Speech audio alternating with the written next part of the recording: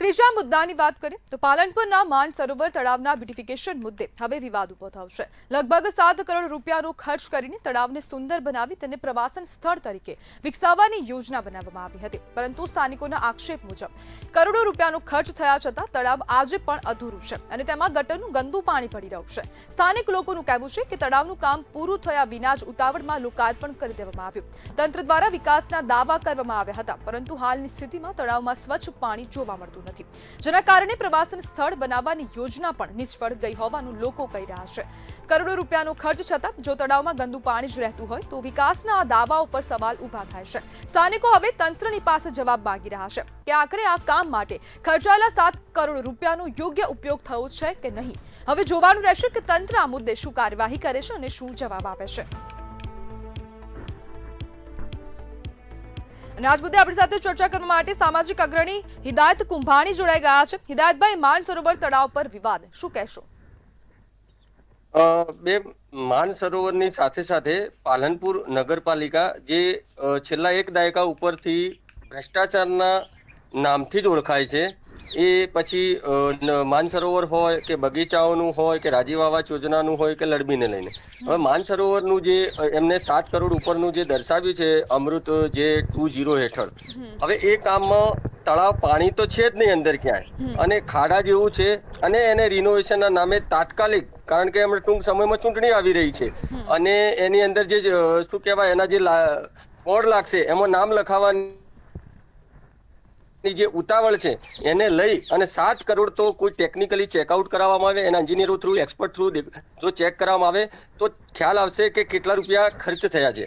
અને પાલનપુર નગરપાલિકા જે આવા જે માનસરોવર હોય કે કોઈ પણ વિકાસના કામોને ક્યારેય કોઈ દિવસ વિરોધ ના હોય, પરંતુ એ જે વિકાસના કામો હોય એટલીસ્ટ એની જે આખી સાધનિક કાગળોની જે પ્રોસેસ હોય છે, ટેન્ડરિંગ, આ તે જે ટ્રાન્સપરન્સીની વાત છે એ એટલીસ્ટ એમની વેબસાઇટ ઉપલબ્ધ છે, તો એમાં પ્રોએક્ટિવ ડિસ્ક્લોઝર જે આરટીઆઈ નો નિયમ છે એ પ્રમાણે તમે મૂકો એટલે લોકોને તો ખ્યાલ આવે કે તમે ખરેખર ખર્ચ કર્યો છે કે કેમ।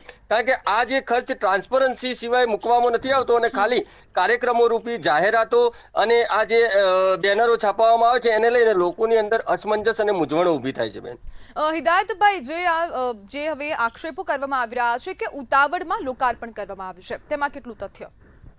હા, બિલકુલ સાચી વાત છે, કારણ કે હવે સ્થાનિક સ્વરાજની ચૂંટણીઓ ટૂંક સમયમાં આવી રહી છે અને જેટલા જે પેન્ડિંગ કામો હોય બજેટ અનુસાર એ બતાવવાની જે શું કહેવાય જે સ્પર્ધા છે, કારણ કે વોટ બેંક તો આફ્ટર ઓલ તો લોકો શાસન માટે જ આ બધું ચૂંટણીલક્ષી જ કાર્યક્રમ હોય છે। હવે ક્યાં નૈતિકતા કે પહેલાની જેમ ચાલતું, કારણ કે આ જે માનસરોવર છે માનબાઈના જે યાદમાં એ વખતે નવાબ સાહેબે બનાવ્યું હતું, એ વખતે પાલનપુરના કલેક્ટર શ્રી મધુકર દેસાઈ સાહેબ, એમના પત્ની એસપી ગોખલે સાહેબ, એમના પત્ની અને આખા ગામ લોકો જાતે તગારા ઉપાડી અને પાસ આઉટ કરી અને આ તળાવ ઊંડું કર્યું હતું। અને અત્યારના આધુનિક લોકો છે એમાં એ પછી અધિકારી હોય કે વહીવટી શાસન હોય એ ક્યાંય જોવા નથી મળતો, માત્ર ટેન્ડરિંગ પ્રોસેસ થાય છે, પૈસા ક્યાંથી ક્યાં જાય છે એ તો ઉપરવાળો જ જાણે, કારણ કે પ્રજા તો જાણતી જ નથી। બેન હિદાયતભાઈ, હવે તંત્રની સામે નાગરિકો શું હવે માંગણી કરી રહ્યા છે?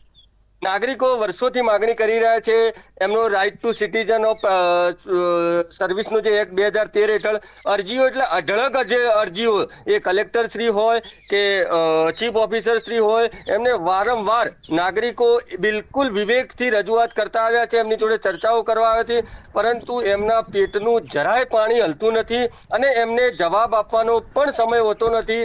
એની તમે જે સાધારણ સભાઓ થાય છે છેલ્લા 2.5 વર્ષોથી જે નગરપાલિકાની, એ સાધારણ સભાઓ તમે વિચાર તો કરો કે 5 મિનિટમાં આટોપી લેવાય છે।